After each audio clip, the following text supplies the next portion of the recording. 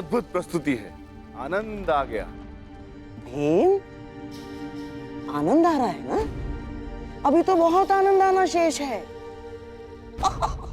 अगली प्रस्तुति जो तुम्हारे समक्ष होगी उसे जीवन भर नहीं भूल पाओगे तुम। हाँ?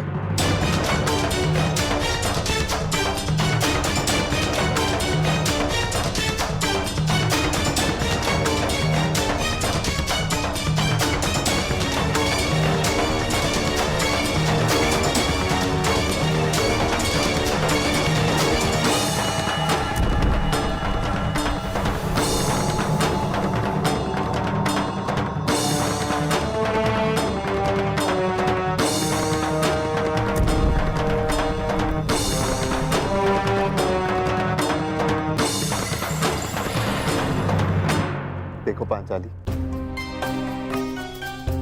आचार्य द्रोण भी यहाँ पधारे। सब कुछ कितना आनंददायी और मंगल में प्रतीत हो रहा है। तुम व्यर्थ में चिंतित हो रही। हस्तिनापुर हमारा घर है। आचार्य द्रोण, विदुर काका श्री और पितामह के रहते कुछ भी अनुचित नहीं होगा।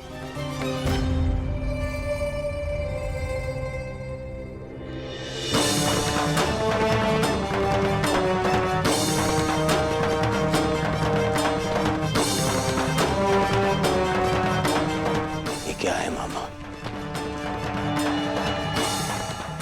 यहाँ पे पितामह कम थे जो आपने ये द्रोण को भी निमंत्रण दे दिया। क्यों किया मामा ऐसा? क्या करूं मेरे होने वाले सम्राट? महामहिम के साथ रहते रहते उनके कुछ गुण मेरे भीतर भी आ ही गए हैं। अब उन्हीं के भांति तुम्हारा ये मामा अपना प्रण पूर्ण करेगा।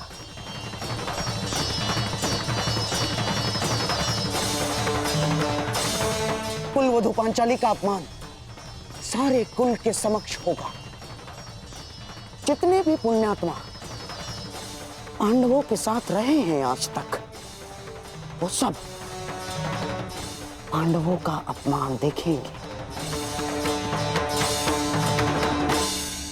और जिसने भी पांचाली के सर पर आशीर्वाद का हाथ रखा है, वो सारे हाथ बांधे खड़े रहेंगे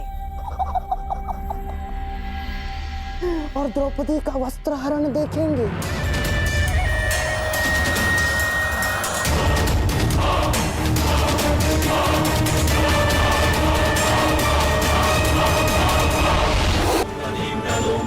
और एक यज्ञ करेगा तुम्हारा मामा, जिसमें हर एक मनुष्य के आत्मसम्मान की आहुति दी जाएगी, जिसने तुम्हारे साथ चाहे अनचाहे बुरा किया। ये द्यूत नहीं है दुर्योधन ना, ये महायज्ञ है तुम्हारे मामा का, जिस यज्ञ को कोई भंग नहीं कर सकता, क्योंकि इसको भंग करने वाला इस पूरी सभा में प्रस्तुत हो ही नहीं सकता।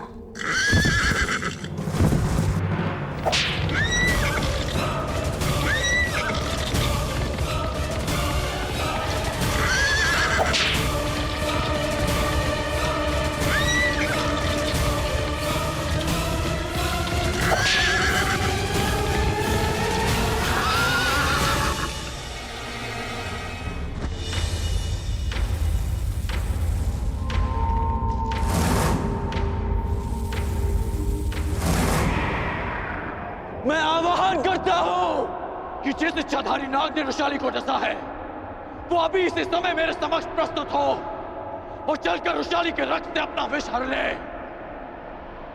अन्यथा वो अपने नाश का स्वयं उत्तरदायी होगा।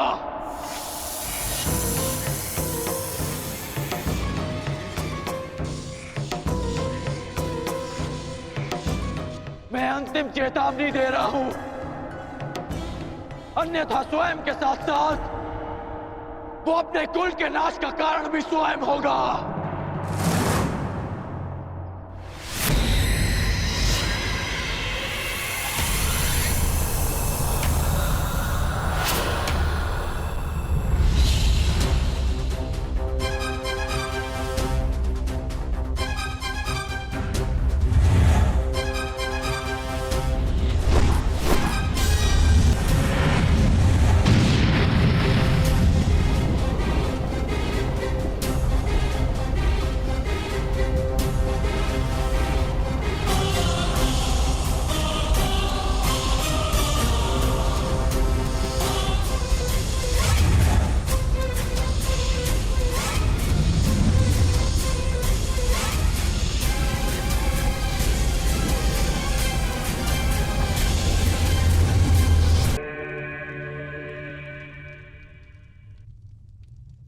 आशा है कि सम्राट को अपने स्वागत में की गई ये प्रस्तुति भाई होगी और विश्वास है कि उन्हें अगली प्रस्तुति और भी श्रेष्ठ लगेगी।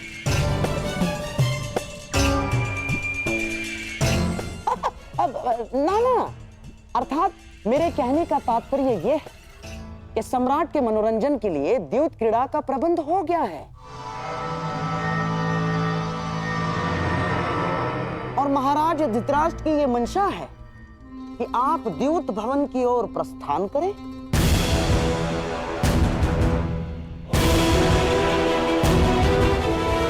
व्यथित ना हो, सब शुभ होगा। आओ।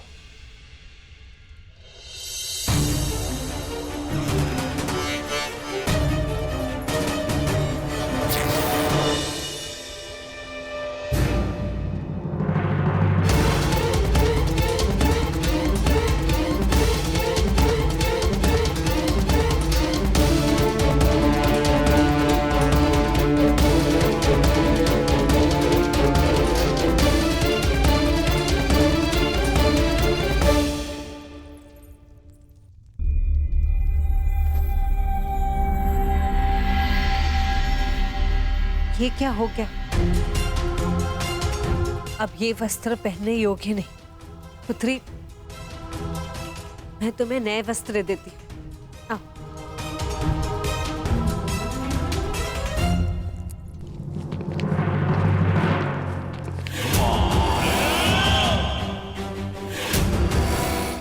आज जितने चाहे वस्त्र दे दो उसे, सब हार लिए जाएंगे।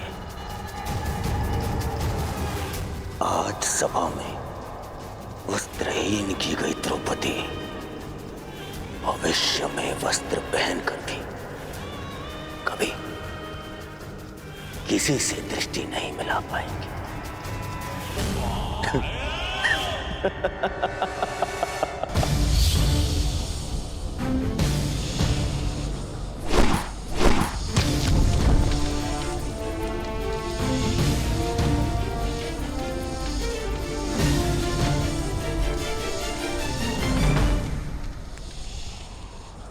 मायावी सर्प, अंतिम अवसर दे रहा हूं। यदि तुम प्रस्तुत ना हुए तो मैं तुम्हारे सारे कुल की बलि चढ़ा दूंगा। संसार से सब जाति विलुप्त हो जाएगी।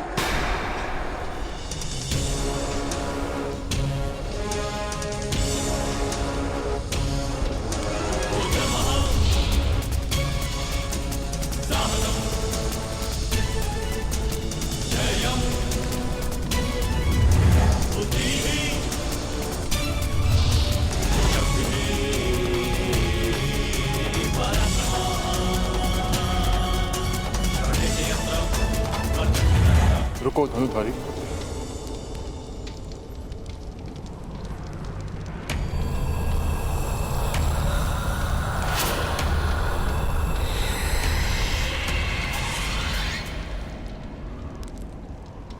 मेरे किए का दंड मेरे कुल को क्यों दे रहे हो?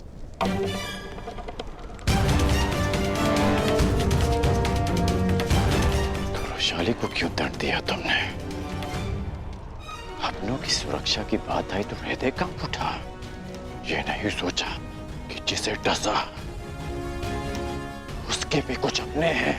अधिक समय शेष नहीं, मेरे साथ चलकर वैशाली के रक्त से अपना विष हर लो,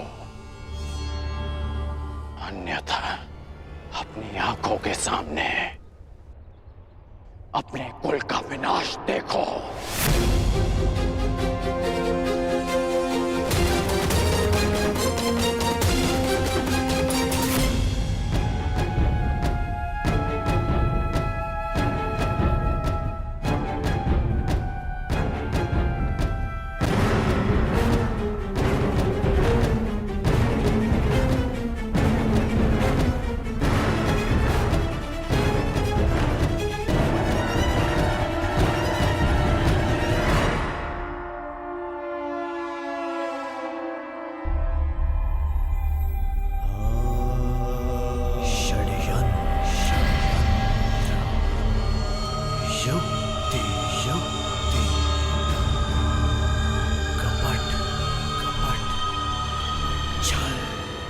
सम्राट की जय हो।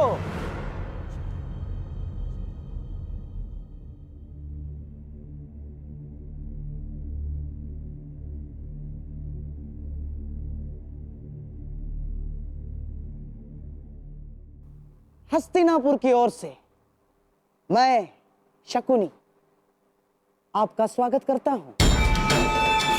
सम्राट ने राजसूय यज्ञ में सारे आर्यव्रत का सत्कार किया। आज हम भाग्यशाली हैं कि इंद्रप्रस्थ के सम्राट युधिष्ठिर का सत्कार कर रहे हैं। हस्तिनापुर साक्षी बनेगा दो भाइयों के बीच खेले गए इस युद्ध का। इस सभा में उपस्थित प्रत्येक व्यक्ति इस भव्य सत्कार को कभी भूल नहीं पाए। तो प्रस्तुत है आज तक के इतिहास की सबसे बड़ी, सबसे रोमांचक, मनोरंजक द्यूत क्रीड़ा। ऐसा खेल ना इससे पूर्व कभी खेला गया है, ना कभी खेला जाएगा। हम सबके जीवन का ये सबसे बड़ा खेल होगा।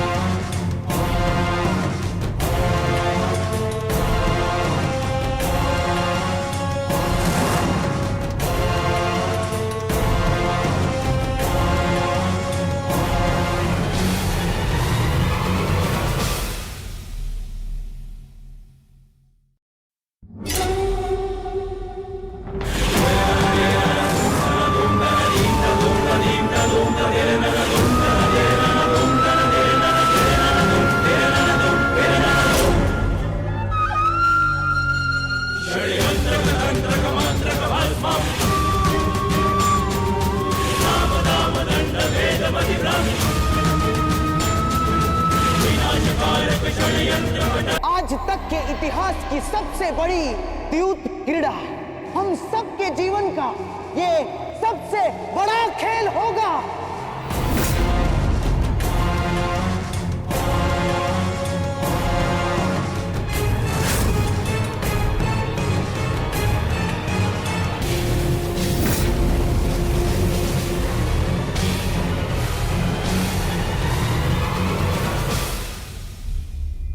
मैं आपको वचन देता हूं सम्राट, न केवल आपके लिए अपितु यहां उपस्थित सभी व्यक्तियों के लिए ये खेल अविस्मरणीय रहेगा।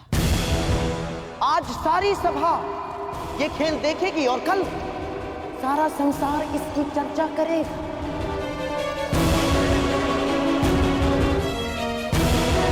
और ये इतिहास भी कभी नहीं भूलेगा और ना ही भूलेगा द्रौपदी का अपमान।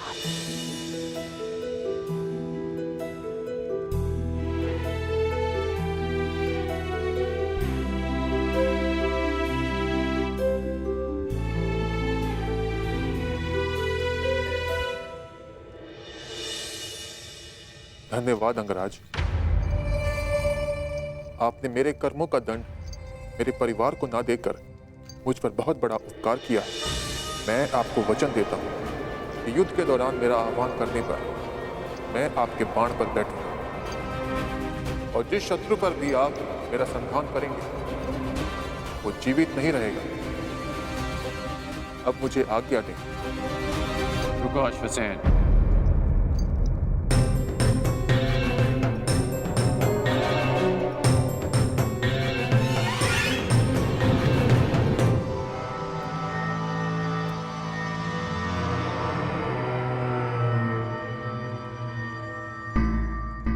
इतनी शीघ्रता क्यों है जाने की?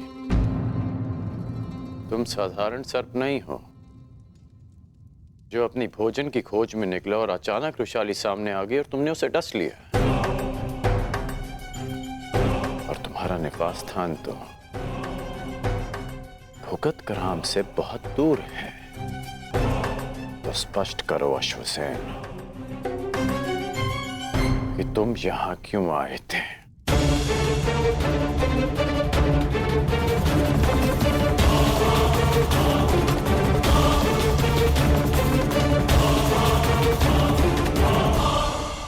कहीं तुम्हें शकुनी ने तो नहीं भेजा? आइए सम्राट, पधारिए। अपना स्थान ग्रहण करके मुझ पर अनुग्रह कीजिए।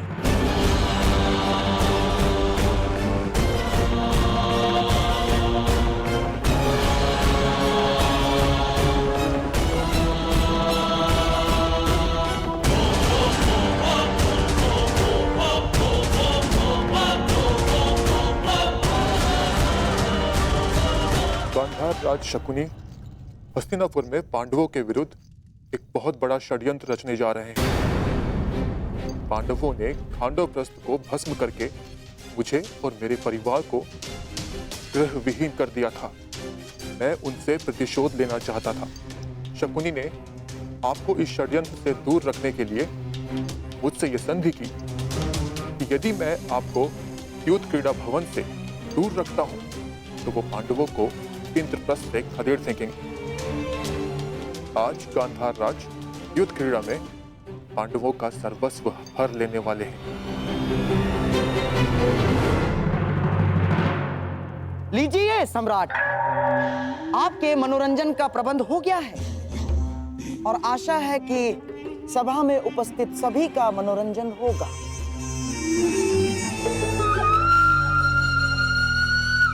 शकुनी, ना तुम मुझे युद्ध क्रीड़ा में सम्मिलित होने से रोक पाओगे और ना मैं पांडवों से छल करने में तुम्हें सफल होने दूंगा।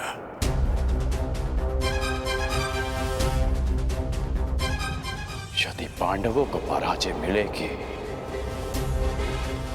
तो वो युद्ध भूमि में, युद्ध में नहीं। मैं मेरे मित्र दुर्योधन का नाम इतिहास में कलंकित नहीं होने दूंगा।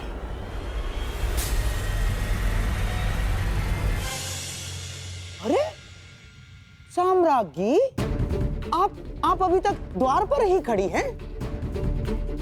आइए, आपके बिना तो इस खेल में आनंद ही नहीं आएगा। आइए ना।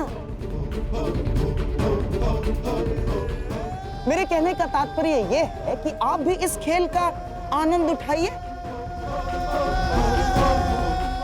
आओ मेरे भांजो, भीम, नकुल, सहदेव, धनुर्धारी अर्जुन, आओ, पधारिए, पधारिए।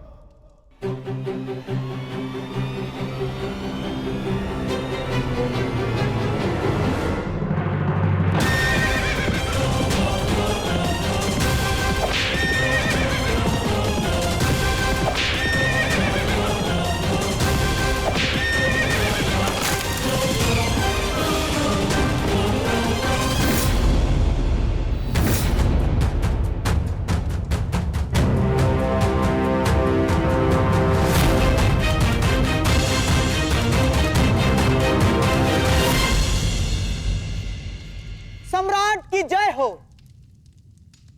सम्राट, चौसर के नियम तो आपको ज्ञात होंगे ही।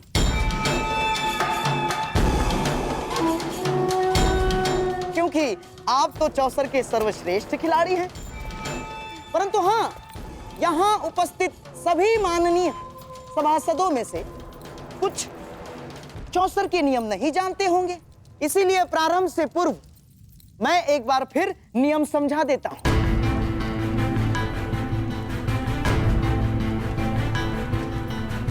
आपके और मेरे दुर्योधन के पास ये चार मेरु हैं। अपने अपने घरों में। आपके पास से जितने अंक फेंकेंगे उतने ही घर आपके ये मेरू आगे बढ़ेंगे। और फिर चौसर के केंद्र का एक चक्र पूर्ण करने के पश्चात ये मेरू चला जाएगा दुर्ग में, जिससे सारे मेरू सबसे पहले इस दुर्ग में जाएंगे। वो होगा इस पारी का विजेता। और हां, यदि मध्य में ही एक प्रतिद्वंद्वी का मेरू दूसरे के मार्ग में आता है तो उस मेरू को ध्वस्त माना जाएगा। आपने खेल के नियम तो भली भांति समझा दिए मामाश्री, परंतु खेल खेलने के लिए पासे कहाँ हैं? अति उत्तम सम्राट, अति उत्तम। अतिथि को निमंत्रण देने से पूर्व भोजन की और युद्ध पर जाने से पूर्व शस्त्रों की व्यवस्था करना बुद्धिमानों का लक्षण है। ये रहे पासे।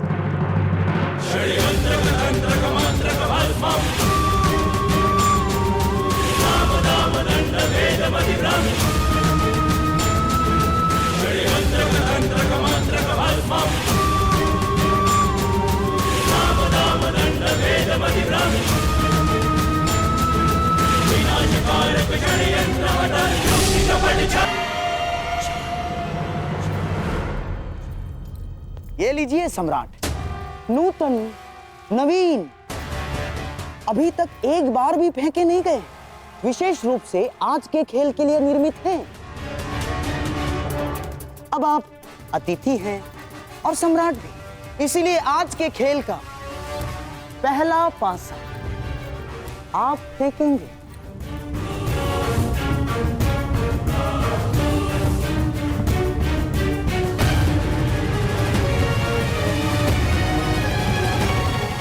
अब तनिक ये भी निर्णय कर लिया जाए कि दांव पर क्या लगेगा।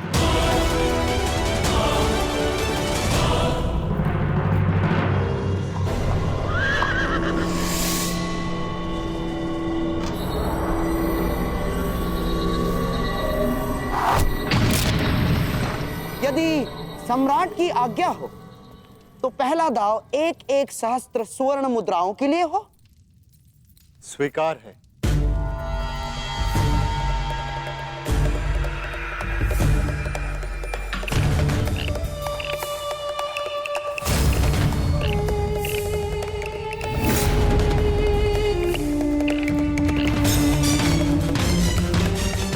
ठहरिए सम्राट।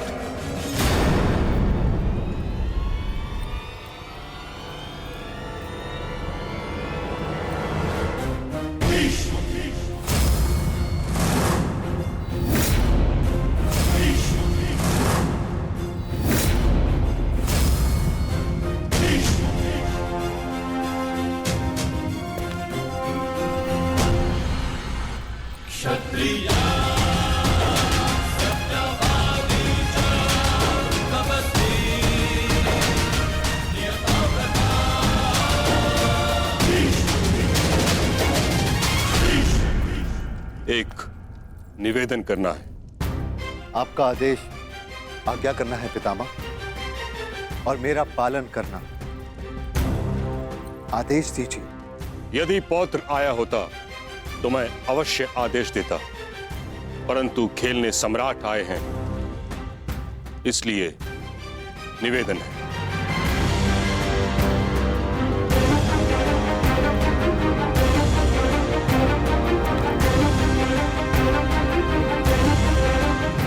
आप ज्ञानी हैं, जानकार हैं, जानते ही होंगे कि जहां वट वृक्ष न हो वहां आनंद के वृक्ष को पवित्र मानकर पूजा की जाती है। जहां गंगा न हो वहां अंजलि में जल लेकर उसे गंगा मानकर आचमन किया जाता है। उसी प्रकार हाथ में पासे लेने से द्युत पूर्ण माना जा सकता है।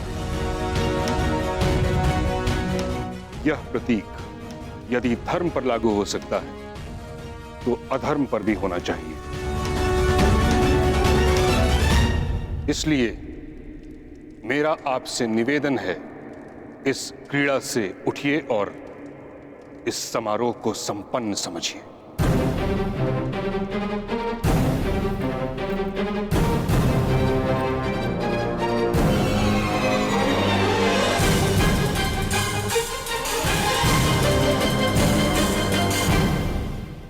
पितामह, अभी खेल प्रारंभ भी नहीं हुआ है और आप उसे रोकने को कह रहे हैं। कभी कभी रुक जाना भी आवश्यक होता है कुमार दुर्योधन। नीति में हर प्रकार के जुए को अधर्म समझा गया और जुआ भाग्य के अधीन होता है।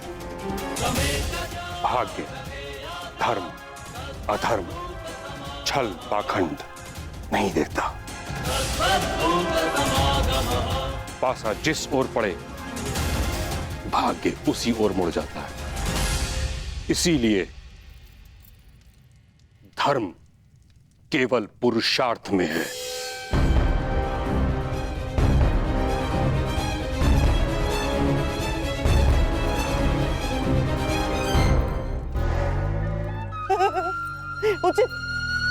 उचित कहा महामहिम, परंतु युद्ध के भांति द्यूत भी पुरुषार्थ माना गया है।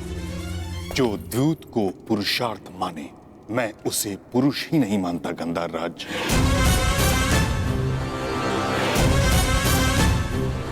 द्यूत जुआ है और जुआ एक व्यसन होता है जिसका अंत पतन ही होता है। और इस कारणवश मैं इस अधर्म को रोकने आया हूं।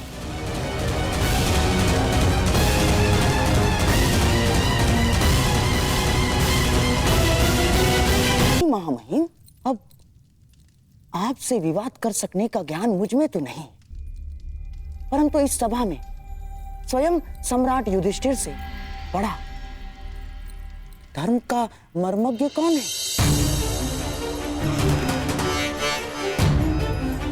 तो सम्राट से ही पूछ लिया जाए कि धर्म क्या है।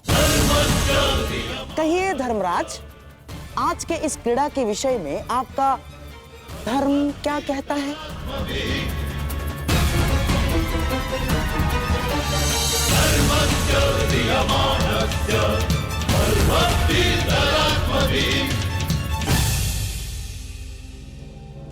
आह्वान किए जाने पर प्रस्तुत होना और चुनौती पाकर उसका उत्तर देना एक क्षत्रिय का धर्म है पितामह। तो क्या इसका अर्थ मैं ये समझूं युधिष्ठिर कि तुम्हारी दृष्टि में भी द्यूत धर्म है? मैं केवल इतना जानता हूं पितामह, जब तक आपकी दृष्टि यहां पर है तब तक यहां पर कोई अधर्म नहीं होगा।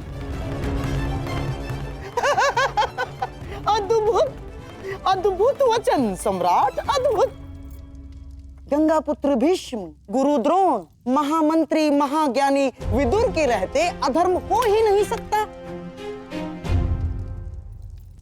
गंधार राज, आचार्य द्रोण, मैं और विदुर, हम तीनों के अतिरिक्त अन्य लोग भी राज्यसभा में हैं।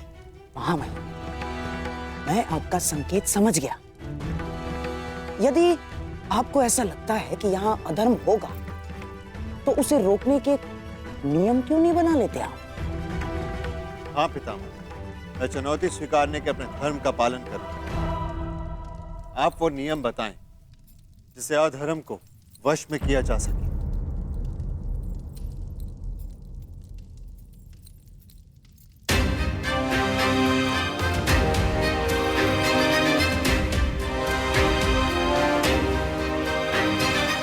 ठीक है, तो सर्वप्रथम कोई भी प्रतिद्वंदी दूसरे प्रतिद्वंदी को आगे खेलने के लिए विवश नहीं करेगा। यदि एक खिलाड़ी खेल छोड़ना चाहे तो दूसरे को उससे कोई आपत्ति नहीं होनी चाहिए। परंतु पितामह, बोलो दुर्योधन, तुम केवल अपने पितामह के समक्ष नहीं बल्कि हस्तिनापुर के सिंहासन के संरक्षक और प्रमुख सेनापति के समक्ष हो। समझ गए? स्वीकार है महामहिम। और कोई नियम? कोई भी प्रतिद्वंदी केवल वही वस्तु या संपत्ति दांव पर लगा सकता है जिसका वो स्वयं अधिकारी हो। पितामह, कैसे कड़े नियम हैं?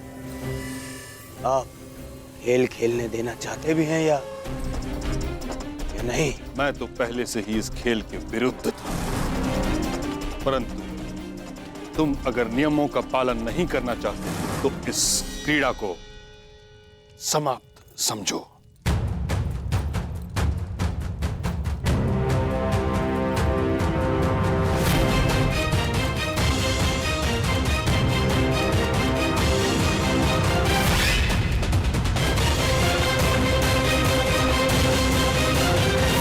मैं तो पहले से ही इस खेल के विरुद्ध था, परंतु तुम अगर नियमों का पालन नहीं करना चाहते तो इस क्रीड़ा को समाप्त समझो।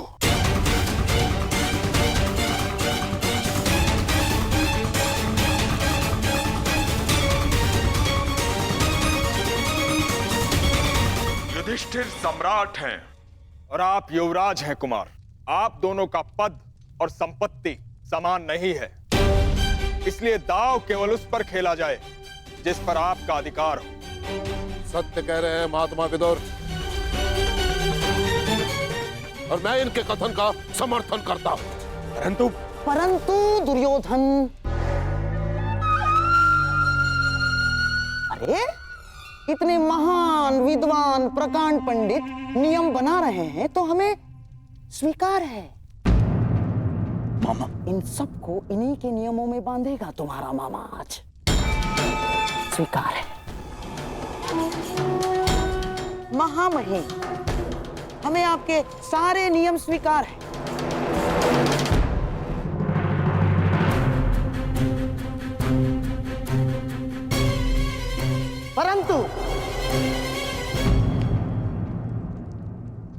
परंतु क्या गंधार राज? मुझे भी कुछ नियम चाहिए। पहला, द्यूत क्रीड़ा कब रोकी जानी है, इसका निर्णय दोनों खिलाड़ी परस्पर विमर्श से करेंगे और सभा में उपस्थित कोई भी व्यक्ति द्यूत को रोकेगा नहीं।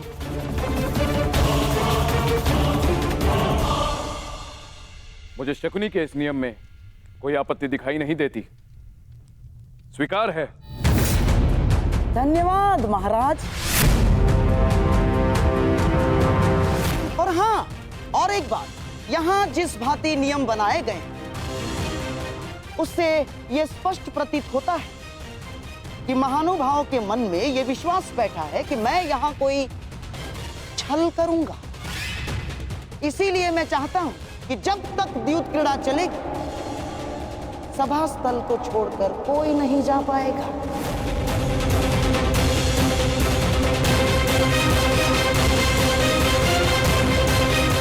कोई भी नहीं। तो कहिए सम्राट, स्वीकार है आपको? स्वीकार है।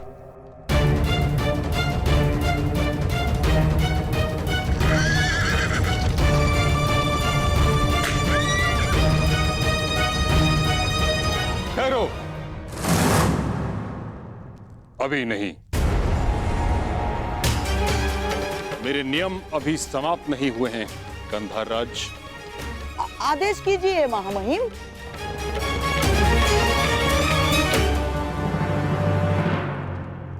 इस सभा में स्त्रियां प्रस्तुत नहीं होंगी।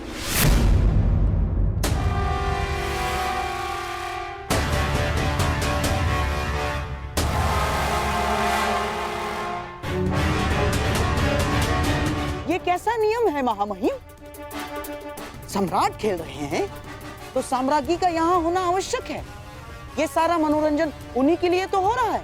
परंतु मनोरंजन के साथ साथ द्यूत कभी मन की निराशा का कारण भी बन जाता है।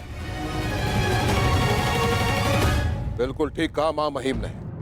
और वैसे भी शास्त्रों के अनुसार एक स्त्री केवल और केवल अपने पति के साथ ही चौसर खेल सकती है और किसी के साथ नहीं। और यदि ऐसा न हुआ तो मैं सर्वप्रथम इसका विरोध करूंगा। ठीक कहा गुरुद्रोण ने। जुए में लाभ, हानि, जय, पराजय होती ही है और हानि का सबसे अधिक दुख स्त्रियों को होता है। जब ये मनोरंजन के कारण है तो किसी को दुख क्यों दिया जाए?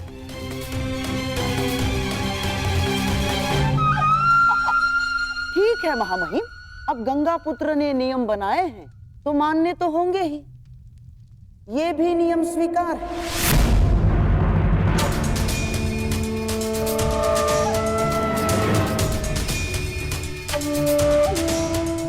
स्वीकार है दुर्योधन। परंतु महामहिम, ये चौसर का खेल बहुत लंबा है और मेरे प्रिय भीम को बहुत भूख लगती है और मुझे प्यास, और यहाँ इतने अतिथि गण भी उपस्थित हैं। तो मेरा निवेदन है कि भले ही राज स्त्रियां सभा में ना आए, परंतु दासियों को यहाँ आने की और स्वामी की सेवा करने की अनुमति मिलनी ही चाहिए।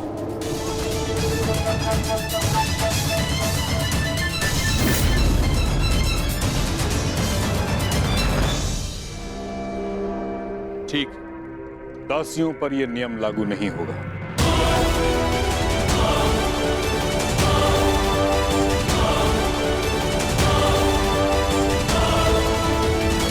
मेरा भी एक निवेदन है सम्राट।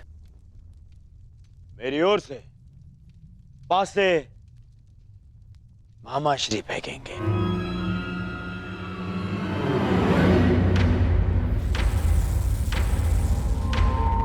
क्यों दुर्योधन, पराजय से भयभीत हो?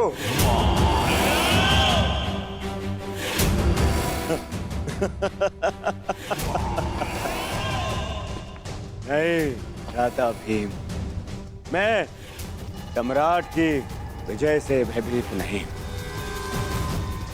परंतु क्या करूं, इस समय मेरे हाथ पासे फेंकने के सक्षम नहीं है।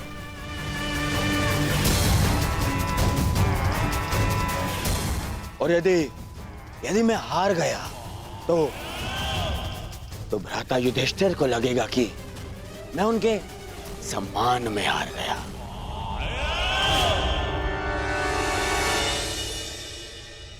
परंतु क्या द्यूत में यह नियम है कि पासे कोई और चले?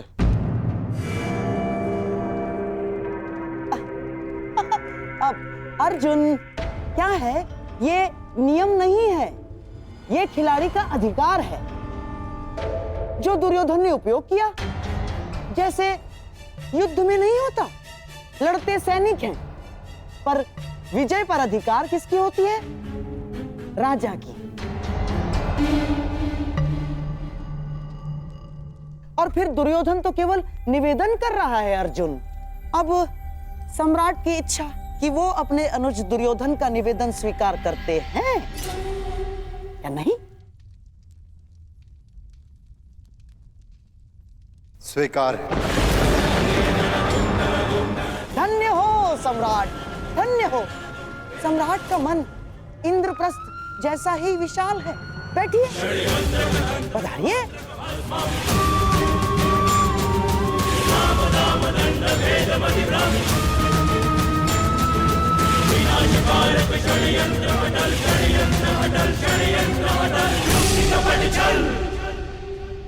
अब मेरा राज स्त्रियों से निवेदन है कि वो अंतःपुर की ओर प्रस्थान करें।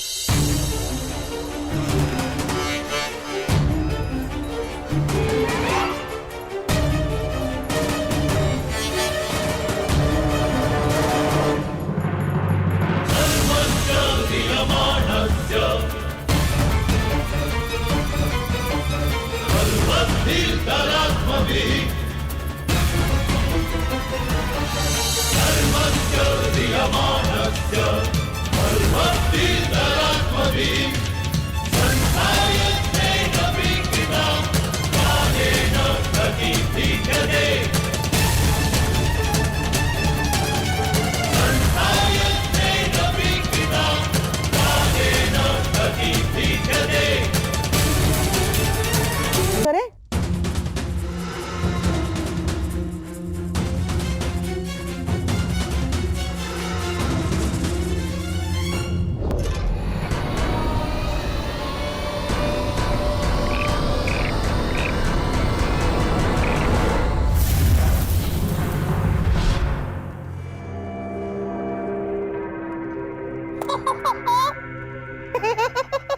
पहले ही चाल में पाव मारा।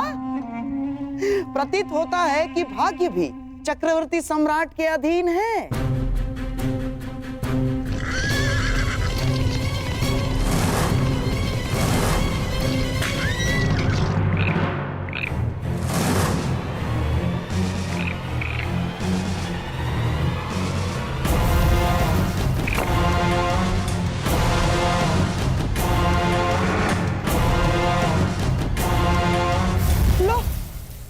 भाग्य तो पलट गया। इस बार दुर्योधन आगे निकल गया।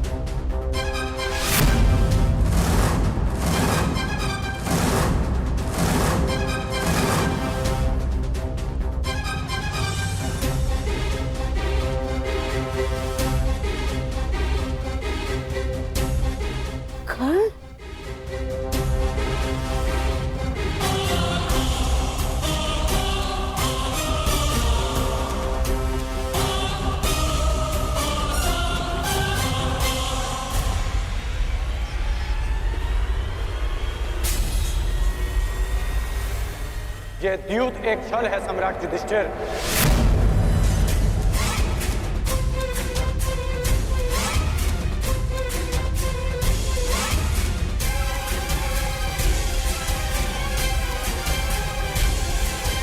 और गांधार राजद्यूत में आपका सब कुछ छीन लेना चाहते हैं।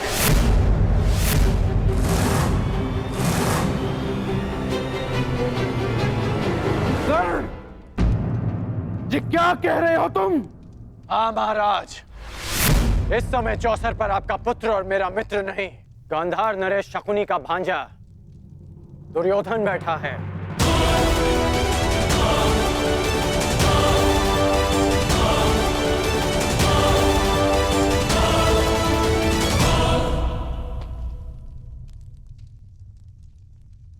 मित्र, रुक जाओ मित्र। अभी भी कुछ नहीं बिगड़ा। हर कर्म के अपने फल होते हैं मित्र। हर क्रिया की प्रतिक्रिया होती है। हम वही काटते हैं जो हमने बोया है। और तुम कुछ ऐसा मत बो देना मित्र जिसका दुष्परिणाम भविष्य को काटना पड़े। सच्चा मित्र सिर्फ वो नहीं होता जो हर मार्ग पर आपके साथ चले, बल्कि सच्चा मित्र वो होता है जो आपको कुमार्ग पर चलने से रोके। अद्भुत अंगराज, अद्भुत। अपने मित्र के विरोध में जाने को तुम मित्रता कहते हो?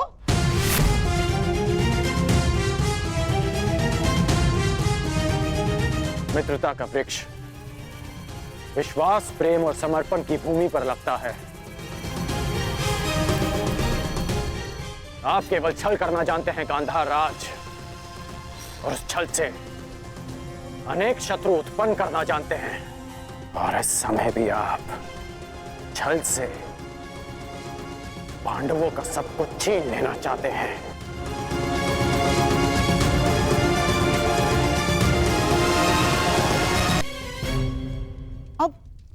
अब मैं इसे क्या कहूं? महान मित्रता या फिर सबसे बड़ा मिथ्या आरोप? ध्यान से देखो इस चौसर को अंगराज। सम्राट युधिष्ठिर दुर्योधन से सब कुछ जीतने से केवल एक पग दूर है। तुम्हारा ये परम मित्र दुर्योधन अपना सब कुछ हारने की सीमा पर खड़ा है, और तुम मुझ पर और दुर्योधन पर छल का आरोप लगा रहे हो।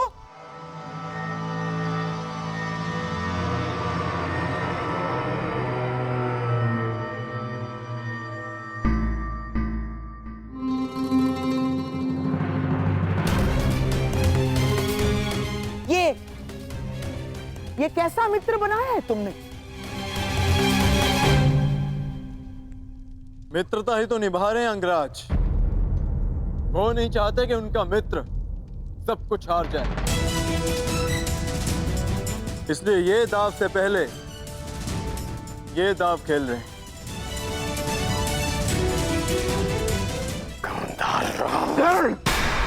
ये क्या कह रहे हो तुम? इस भांति राजसभा में आकर किसी पर लांछन लगाना सही बात नहीं है अंगराज। यहां सबके समक्ष खेल हो रहा है, कोई छल नहीं हुआ है। अब प्रलाप बंद कीजिए और शांति से अपना स्थान ग्रहण कीजिए। यहां मुझ पर सबसे बड़ा उत्तरदायित्व है, मेरे दुर्योधन को इस हार से बचाना। चाहिए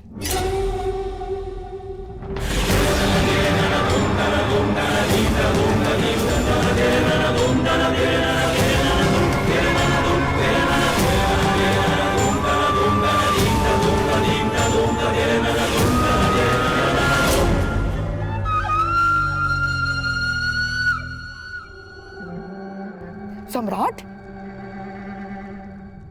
खेल प्रारंभ किया जाए।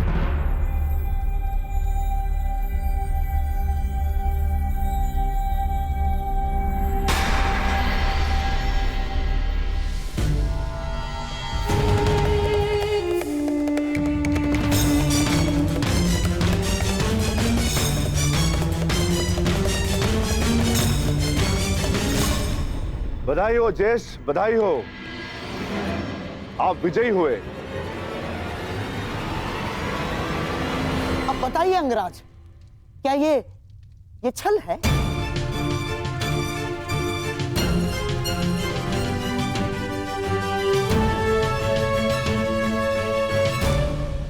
मेरी बात समझो मित्र, मैं जानता हूं कि आगे क्या होने वाला है। मैंने आज तक तुमसे कुछ नहीं मांगा, परंतु आज मांग रहा।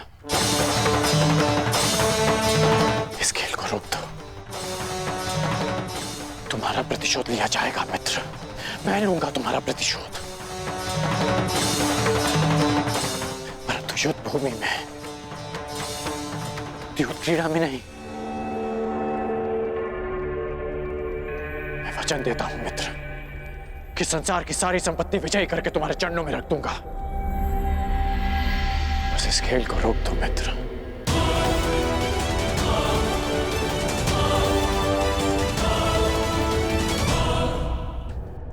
कि संसार की सारी संपत्ति विजयी करके तुम्हारे चरणों में रख दूंगा।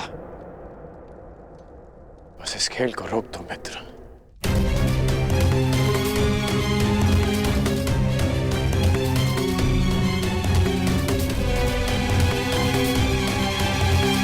किस सोच में हो दुर्योधन? तुम्हारा मित्र कर्ण इतना निवेदन कर रहा है तो मान लो अपने मित्र की बात। जो कुछ तुम्हारे पास थोड़ा बहुत बचा है उसकी भी रक्षा हो जाएगी। और वैसे भी तुम्हारे पास बचा ही क्या है जिसे तुम दांव पर लगा सको?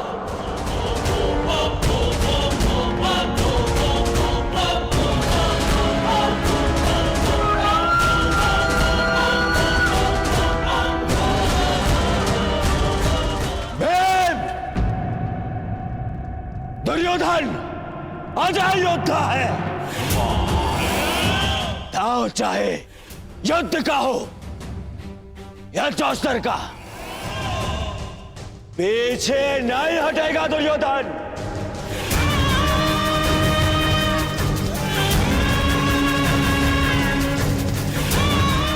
मैं दांव खेलूंगा, खेलूंगा दांव। खेलो, अवश्य खेलो, परंतु ज्येष्ठ के विरुद्ध दांव पर क्या लगाओगे? सर्वस्व, वो जिस पर मेरा अधिकार है और वो भी जिस पर मेरा अधिकार होगा।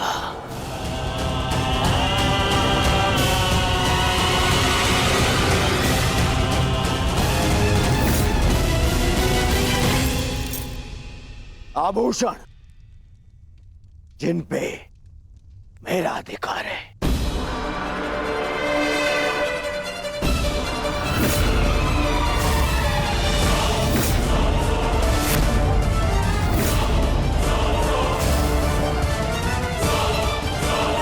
ये हस्तिनापुर के युवराज का मुकुट, जिस पर मेरा अधिकार है।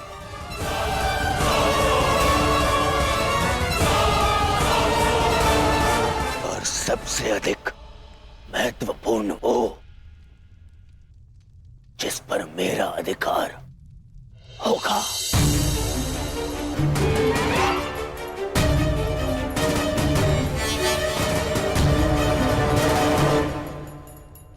हस्तिनापुर।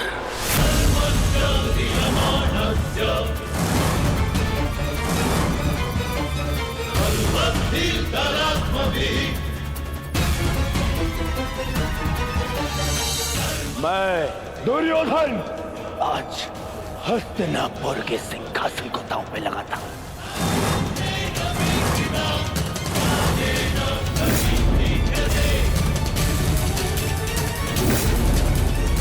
बस दुर्योधन,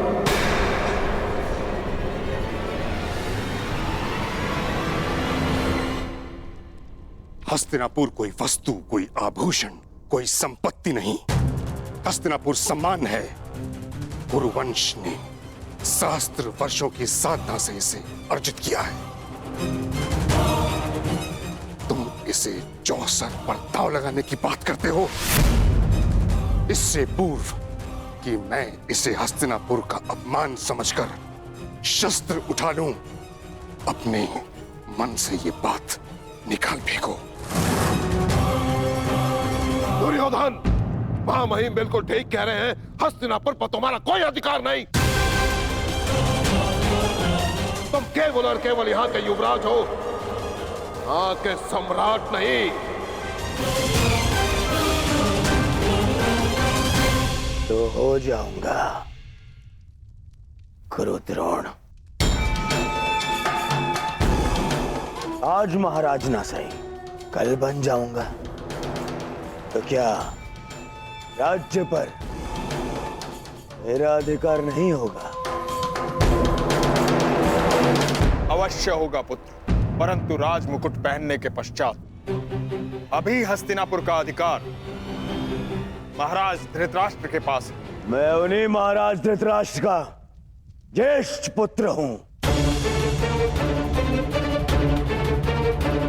मनुष्य अपने जन्म से नहीं, अपनी सोच से, अपने विचारों से ज्येष्ठ होता है दुर्योधन।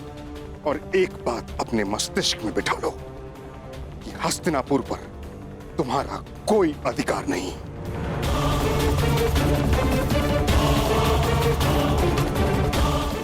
ठीक है, तो जिनका अधिकार है मैं उन्हीं से पूछ लेता हूं। पिताश्री,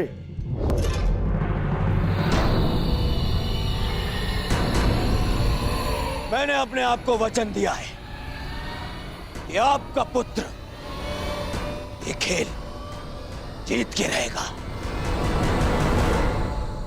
या तो मैं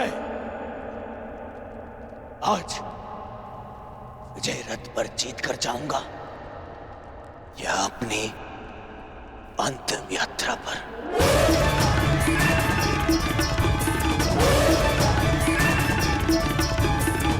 जिस सम्मान की बात पितामह कर रहे हैं, हस्तिनापुर का वही सम्मान आज दांव पे लगा है। अब आप बताइए, क्या आपको अपने पुत्र पर विश्वास है?